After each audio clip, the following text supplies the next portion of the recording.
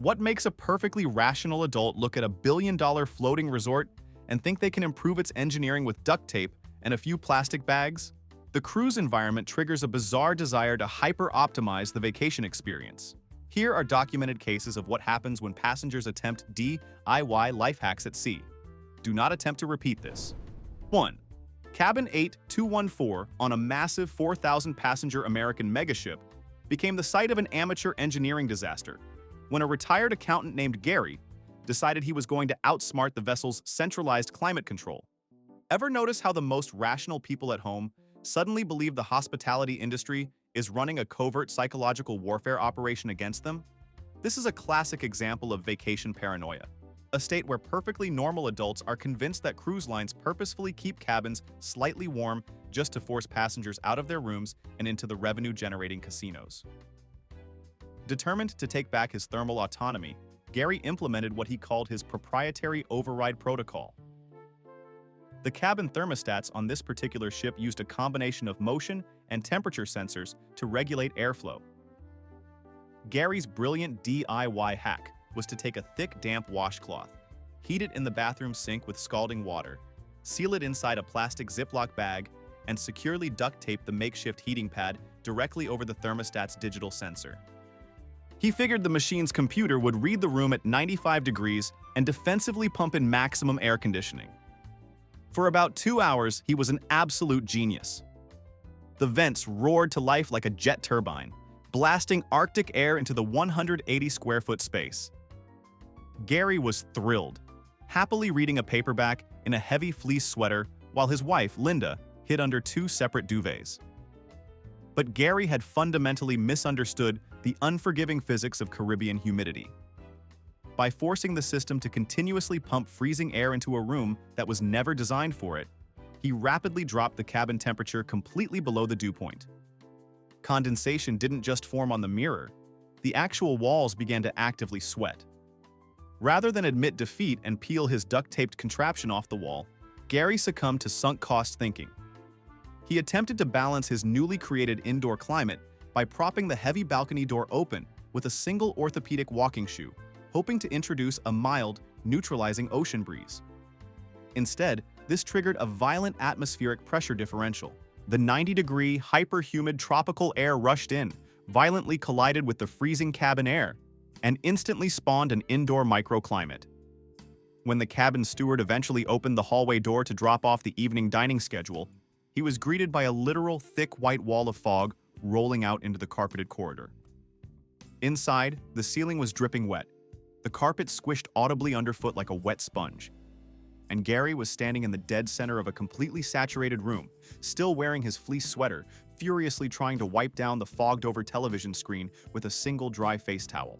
The ship's maintenance team had to wheel in 2 industrial dehumidifiers, and Gary's completely free life hack ended up costing him a mandatory deep cleaning fee, plus the indignity of spending the remaining 3 days of his vacation sleeping in a room that smelled distinctly like a damp basement. 2. There is a fascinating financial paradox that occurs on vacations. A perfectly rational adult will happily spend $4,000 on a premium balcony cabin, but the prospect of paying a $4 delivery fee for late-night room service will suddenly turn them into a hostile survivalist. This brings us to Diane, a 42-year-old real estate agent on a 7-night Caribbean sailing. Diane had a late-night craving for comfort food and decided to execute a legendary, highly discouraged DIY cooking hack she had seen on a budget travel vlog. Her plan was to make a gourmet grilled cheese sandwich using only the cabin's complimentary clothing iron and a few sheets of aluminum foil. She acquired 2 slices of bread, a heavy amount of butter, and 3 slices of cheddar from the buffet, smuggled them back to her room, and set up a makeshift culinary station on her vanity desk. Diane meticulously buttered the bread, wrapped the sandwich in a tight foil envelope, and pressed the heavy, heated iron directly onto the metal pouch. The logic was sound, but Diane's execution was critically flawed. She had left the iron on the high steam setting. As the extreme heat penetrated the foil, the thick layer of butter liquefied, found a microscopic seam in the corner of the wrapping, and pooled directly onto the iron's searing hot metal plate. It instantly vaporized, creating a dense, aggressive cloud of aerosolized dairy grease. Seconds later, the cheese rapidly melted, breached the top of the foil, and was forcefully sucked straight up into the iron's open steam vents, where it permanently fused to the internal heating coils. The room's sensitive smoke detector immediately recognized the distinct atmospheric profile of burning cheddar and triggered a piercing alarm. When the ship's security officer arrived 2 minutes later, he found Diane desperately fanning the smoke alarm with a laminated cruise itinerary, while the iron sat on the desk, violently sputtering and blowing tiny, highly pressurized cheese bubbles out of its metal pores. Diane was hit with a substantial fine for the destruction of ship property, but the true consequence of her DIY cooking show arrived the very next evening. It was formal night. Her husband, entirely unaware of the previous night's culinary disaster, decided to touch up his crisp, white tuxedo shirt. He filled the replacement iron with water, plugged it in, and pressed it firmly against his collar. As the fresh steam cycled through the previously used ironing board pad, a residual pocket of hidden grease liquefied, aggressively spraying a localized, perfect mist of bright orange cheddar directly onto his pristine collar. 30 minutes before the captain's cocktail reception. 3. Have you ever noticed how perfectly rational adults completely lose their spatial awareness the second they cross an international border? There is a unique phenomenon in vacation psychology where passengers look at a tiny, 150-square-foot interior cabin and suddenly believe they possess the sovereign right to claim hidden structural voids as their own personal real estate. Once the suitcase is unpacked, the brain simply refuses to accept a lack of space, leading to decisions that completely ignore the fact that the room is deeply embedded inside a massive, floating steel machine.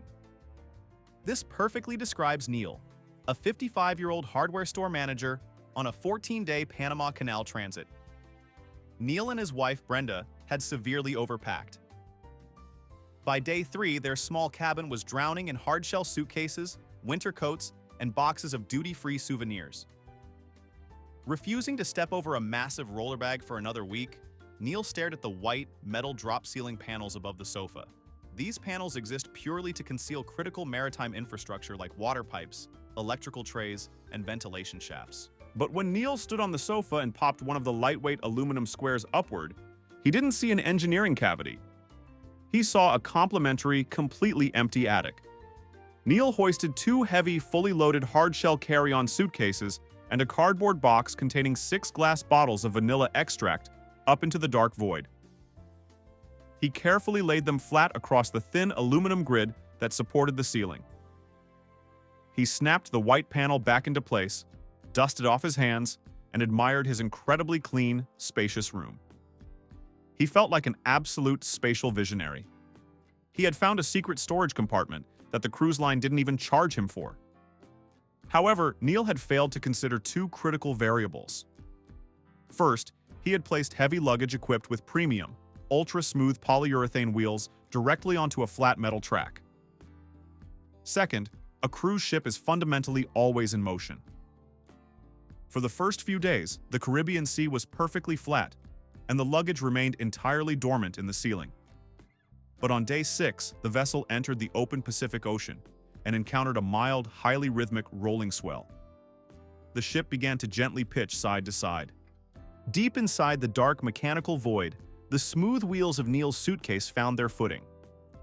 Because the partition walls separating cruise cabins do not always extend completely to the solid steel deck above, leaving a small gap for pressurized air circulation, there was nothing stopping the luggage from migrating.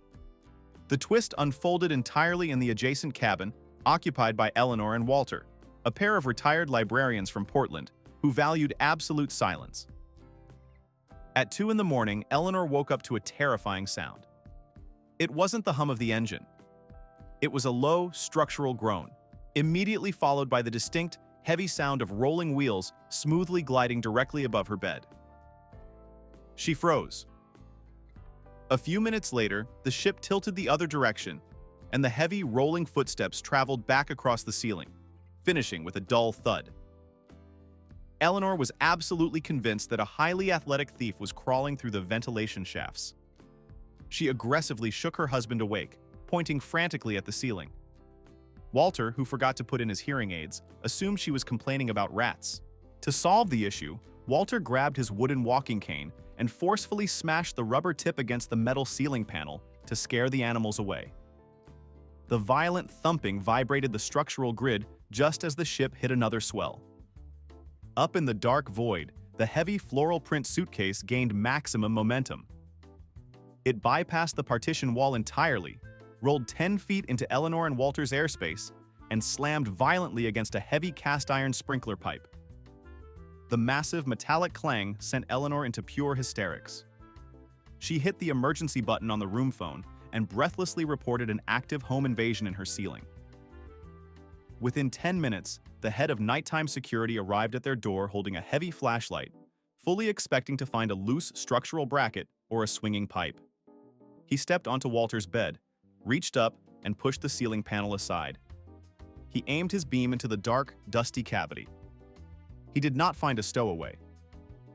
Instead, he came face to face with a brightly colored, floral print hardshell suitcase that had smoothly and perfectly rolled into the light of his beam, quietly waiting in the dark like a domestic predator. At 3 in the morning, Neil was awakened by a firm knock on his door. He opened it in his pajamas to find the security officer holding his wife's floral suitcase, demanding a highly detailed explanation as to why Neil's luggage had autonomously migrated into another zip code without him. 4. Ever notice how the intense desire for absolute privacy on vacation usually results in massive public humiliation? There is a unique psychological trap on cruise ships called acoustic paranoia. Because the walls are constructed of thin steel, perfectly normal adults suddenly become convinced that their cabin neighbors are actively eavesdropping on their conversations. Driven by an intense need for absolute auditory privacy, a 56-year-old insurance claims adjuster named Greg boarded a 10-night Mediterranean sailing armed with a DIY soundproofing hack he found on an audio engineering blog. Greg refused to simply use a white noise machine. Instead, he unpacked 36 heavy-duty, dense acoustic foam panels and 2 rolls of double-sided industrial mounting tape. The moment his luggage arrived, Greg systematically tiled his entire interior stateroom, creating a pitch-black, deeply textured foam cube that looked exactly like a commercial recording booth. He taped the panels over the thin adjoining wall across the ceiling and heavily coated the back of the heavy wooden door. For exactly 1 night, Greg slept in the absolute silent bliss of a sensory deprivation chamber. He felt incredibly smug about his flawless engineering. The structural collapse of his plan occurred the next morning when the ship entered the Bay of Biscay and hit 10-foot swells. Cruise ship cabins are designed to subtly flex and breathe with the movement of the hull. Heavy acoustic foam panels are completely rigid. As the metal walls imperceptibly shifted under the strain of the ocean, the industrial mounting tape violently snapped. The heavy squares didn't gracefully fall. They forcefully peeled away from the walls like a shedding snake. By the time Greg woke up, he was entirely buried under a massive, collapsing landslide of heavy gray triangles. When he pushed the foam off his face and stumbled to the bathroom, he realized the true extent of the disaster. The double-sided industrial tape he used was incredibly aggressive. While the foam had peeled off the tape refused to release the ship's expensive, vinyl-coated wallpaper. Greg spent his entire vacation locked in his room, frantically using his wife's complimentary acetone nail polish remover to dissolve massive strips of industrial adhesive, entirely stripping the decorative vinyl down to the raw steel hull, and guaranteeing himself a multi-thousand-dollar destruction of property fine before the ship even reached Spain. 5. There is a stubborn refusal among passengers to ever pay the ship's laundry pressing fees, leading to catastrophic amateur dry cleaning operations. Kevin, a 45-year-old car salesman on a European cruise, pulled his tuxedo out of his suitcase on formal night, only to find it deeply wrinkled. Instead of paying the $12 fee, he executed a DIY steam hack from a frugal travel forum. The trick involves hanging formal wear in the bathroom and running the shower on hot to steam out wrinkles. To maximize efficiency, Kevin unpacked blue painter's tape, meticulously sealing the air gap under the bathroom door and completely taping over the ceiling extraction vent. He turned the shower to maximum heat, closed the door, and lay on his bed for 45 minutes. He successfully turned a small maritime bathroom into a pressurized tropical rainforest. When Kevin opened the door to retrieve his suit, he faced 2 harsh realities. First, the extreme trapped humidity hadn't just steamed the wool, it completely saturated it. His expensive suit was dripping wet and weighed 12 pounds. Second, cruise ship cabins use highly sensitive optical smoke detectors. To the computerized safety grid, a rolling cloud of dense water vapor looks exactly like thick smoke. As the cartoonish wall of steam billowed out and hit the ceiling sensor, a piercing emergency alarm triggered. Less than 2 minutes later, 3 members of the emergency response team forcefully unlocked his door, bracing for a fire. Instead, they found Kevin standing in a dissipating fog, wearing only a complimentary bathrobe, frantically trying to wring out a heavy, soaking wet tuxedo jacket into a tiny plastic ice bucket. 6. Have you ever witnessed the complete behavioral breakdown of a passenger who fundamentally misunderstands the concept of shared public space? There is a specific delusion of ownership that occurs when a passenger decorates their cabin door. They begin to subconsciously view the public hallway as their own front porch. Edgar, a 60-year-old retired postal worker, constantly worried about his friends knocking on the wrong door or missing them when he was inside watching television. To solve this mild inconvenience, he brought a cheap, battery-operated driveway motion sensor and a wireless chime. He used heavy-duty mounting tape to stick the motion sensor directly to the wooden door frame in the hallway, and plugged the receiver into an outlet next to his bed. He set the alert tone to a loud, piercing loon call. He assumed the device would only trigger when someone stepped directly up to his door. He vastly underestimated the narrow dimensions of a maritime corridor and the immense sensitivity of a $30 security gadget. The sensor's invisible beam reached entirely across the hall. The ship was operating at full capacity. Every single time a passenger walked to the elevators, a room steward pushed a laundry cart, or a couple stumbled back from the casino, the sensor caught them.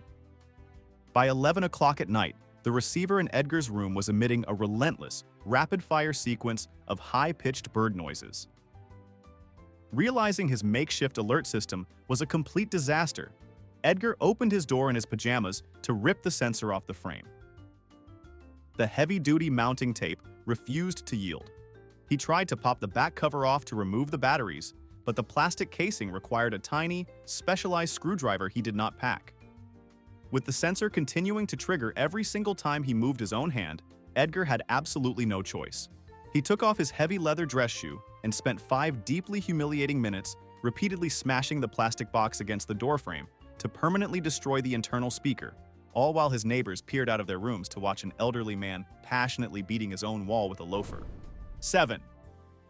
The psychology of the unlimited buffet actively dismantles human rationality. Passengers will invent the most ridiculous DIY hacks to hoard food they don't even need, simply because it is technically free. Leonard, a 50-year-old accountant from Calgary, despised the fact that the cruise line had recently introduced a $5 delivery fee for morning room service. To bypass this, he decided to create his own DIY morning meal prep kit to store in his cabin's mini fridge. He walked into the buffet, grabbed a gallon-sized plastic zip-top bag from his backpack, and systematically loaded several croissants and exactly 15 square pats of premium butter. He sealed the bag, shoved it deep into the cargo pocket of his khaki shorts, and headed for the elevators. On his way back to the cabin, Leonard's wife spotted a trivia contest happening at the outdoor pool deck and insisted they sit down to watch. Leonard took a seat on a dark blue vinyl sun lounger. He became highly invested in the trivia game, sitting perfectly still in the blazing 90-degree afternoon sun for over an hour. Inside his pocket, the basic laws of thermodynamics took over. The 15 pats of butter completely liquefied, transforming into a warm, sloshing pool of pure dairy fat. When Leonard finally stood up to leave, the sudden shift in fabric tension caused the plastic bag to tightly fold over on itself, instantly popping the top seal open. Leonard walked through the elegant, multi-story glass atrium, completely unaware that his right pant leg was entirely saturated, leaving a perfect, glistening trail of melted dairy across the polished marble floor and causing him to smell exactly like a movie theater popcorn machine for the remainder of the evening. 8. Why is it that a person who can easily afford a premium balcony vacation will happily spend 3 days practicing amateur chemistry just to avoid paying for a beverage package? The internet is filled with tutorials on how to smuggle cheap liquor onto cruise ships, But the most deeply flawed method is the mouthwash trick. A 38-year-old regional sales manager named Dave, traveling with 3 college friends, decided to execute this exact scheme. The process involves emptying massive liter-sized bottles of white mouthwash, filling them with cheap, clear vodka, and adding food coloring to perfectly mimic the artificial green or blue hue of commercial dental products. The fatal flaw in Dave's operation was a complete lack of understanding regarding dye concentration. Commercial mouthwash uses microscopic amounts of highly diluted, water-soluble tint. Dave, wanting to ensure the color was rich and convincing, purchased a highly concentrated liquid food coloring online. He squeezed 30 heavy drops of ocean blue directly into 4 liters of 80-proof vodka. He meticulously sealed the caps with clear heat-shrink plastic and a hairdryer. Security completely ignored the bottles in his checked luggage. Dave felt like a criminal mastermind.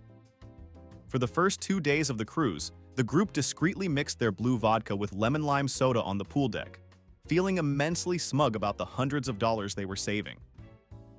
However, concentrated synthetic food dye is designed to heavily tint commercial cake frosting, and the alcohol acted as a perfect delivery vehicle.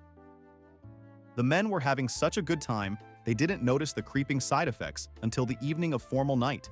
Dressed in crisp, expensive suits, they confidently lined up on the grand glass staircase to have their picture taken by the ship's professional photographer. The photographer counted to 3, and a massive, high-powered strobe flash illuminated the atrium. When the photographer checked his camera monitor, he blinked in pure confusion. Dave and his friends crowded around the tiny screen to look at the preview. Smiling back at them were 4 adult men in elegant suits whose mouths were stained a vibrant, terrifying shade of indigo. The heavy dye had stubbornly bonded to their tongues, gums, and dental plaque.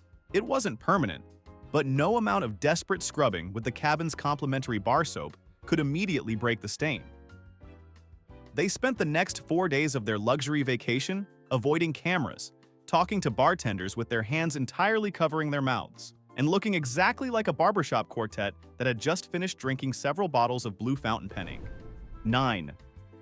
Modern cruise ships utilize a smart energy-saving feature where the cabin's electricity only works if you insert your room key card into a slot by the door. Naturally, passengers immediately invent DIY hacks to bypass this system, so they can keep the air conditioning running while they are ashore. The most common trick is simply sliding a grocery store loyalty card into the slot. But a 55-year-old accountant named Tom, who forgot to bring a spare plastic card, decided to improvise using a folded-up glossy promotional brochure he found on the desk. He folded the thick paper in half, jammed it tightly into the narrow card reader, heard the AC kick on, and happily left for an 8-hour shore excursion in Jamaica. Tom completely failed to consider the mechanical vulnerability of cheap paper in a tropical environment. The ship's air conditioning was fighting the humid Caribbean air entering through the hallway door gaps. Over the course of the afternoon, the ambient moisture caused the thick, glossy paper to slowly absorb water, swell, and expand like a sponge inside the tight plastic housing of the card reader. When Tom returned to his freezing cold room that evening, he pinched the edge of the brochure to pull it out. The damp paper instantly shredded in his fingers. The main folded wedge remained firmly jammed deep inside the mechanism, permanently holding the internal micro-switch down, but blocking any actual keycard from entering. When Tom tried to use a pair of tweezers to extract the wet paper pulp, he accidentally pushed it further in, effectively destroying the delicate internal sensors. His clever energy hack resulted in the entire card reader short-circuiting. Maintenance had to be called to completely dismantle the wall panel, leaving Tom to stand in the public hallway while a deeply unamused security officer lectured him on the structural integrity of wet cardboard before officially handing him a substantial fine for the destruction of cruise line property. 10. There is a specific psychological trap in vacation packing known as the preparedness fallacy. This is the absolute conviction that bringing your entire bathroom cabinet will somehow guarantee a flawless trip. Joanne, a 45-year-old paralegal sharing a small interior cabin with her 2 adult sisters, had essentially packed the entire inventory of a suburban cosmetics store. because modern cruise lines have strictly banned hanging organizers over the cabin doors, as the metal hooks scrape the fire-retardant paint off the frames. Joanne arrived with a heavy-duty, unauthorized mounting solution. She had purchased 2 massive, industrial-grade glass-lifting suction cups. These are the tools equipped with heavy pump handles that professional glaziers use to carry building windows. Joanne firmly pumped the industrial cups onto the cabin's massive, wall-spanning vanity mirror, attached a 36-pocket canvas shoe organizer, and proceeded to load it with roughly 8 pounds of cosmetics. For 2 days, the system held flawlessly. Joanne boasted endlessly to her sisters about her unmatched spatial engineering skills. However, she was completely unaware of how commercial cruise ship cabins are actually constructed. The giant mirror was not permanently glued to the wall. It was a marine-grade architectural access panel, held in place by 4 heavy-duty metal tension clips, specifically designed to be popped off by maintenance workers to access the main electrical wiring chase hidden behind the drywall. At 3 in the morning on day 3, the constant vibration of the ship, combined with the outward leverage of the suction cups, finally overpowered the top 2 metal clips. With a terrifying metallic snap, the top of the mirror violently detached from the wall. Because the wooden vanity desk was located directly beneath it, the heavy glass didn't fall to the floor. Instead, it hinged downward like a massive drawbridge, slamming perfectly flat onto the desk with a deafening boom. Bottles of premium skincare launched across the room. Joanne and her sisters jolted awake in the pitch-black room, screaming. Once they turned on a small bedside lamp and surveyed the damage, pure panic set in. Joanne quickly calculated that destroying a custom, 6-foot maritime mirror would easily result in a massive property damage fine. This is when the internal twist of their logic kicked in. They realized the mirror hadn't shattered. It was made of thick, tempered safety glass.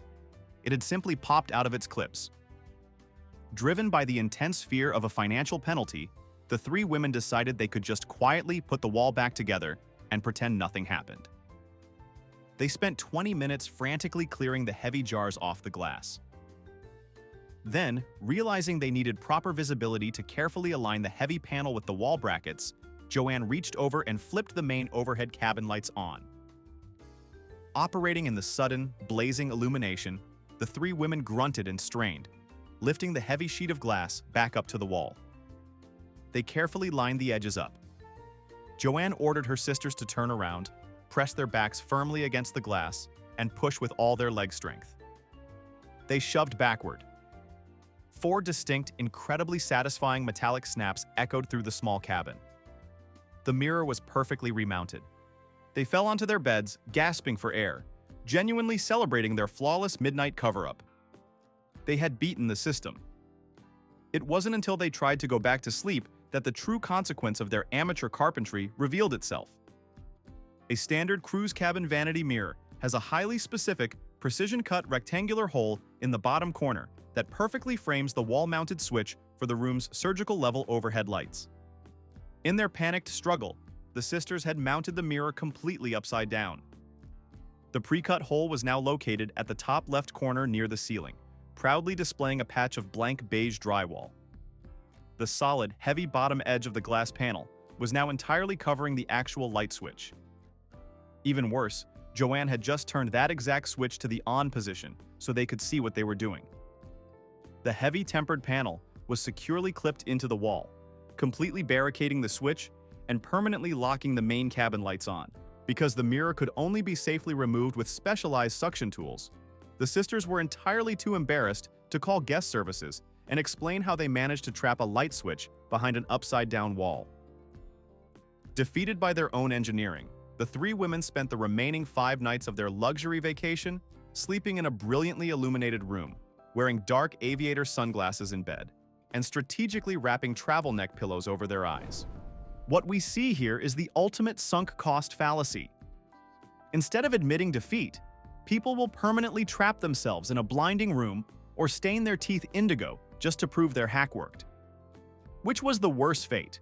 Smelling like an ironed grilled cheese or looking like a Smurf on formal night? Tell me below. Subscribe for more dry, psychological breakdowns of cruise ship chaos.